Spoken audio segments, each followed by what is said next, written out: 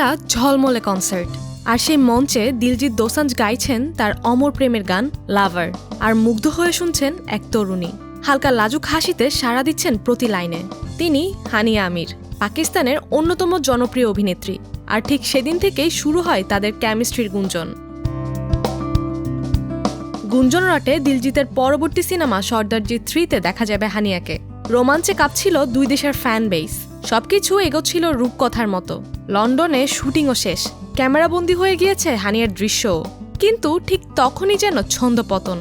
22 April কাশ্মীরের পেহেলগামে ঘটে যায় মর্মান্তিক ঘটনা। 26 জন নিরীহ মানুষের প্রাণহানি কাঁপিয়ে দেয় পুরো ভারতকে।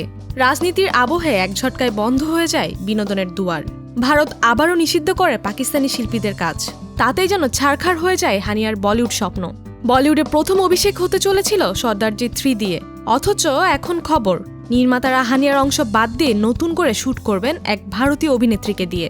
যদিও নির্মাতারা এখনো মুখ খুলেননি, কিন্তু ইতিমধ্যেই সোশ্যাল মিডিয়ায় তোলপাড়।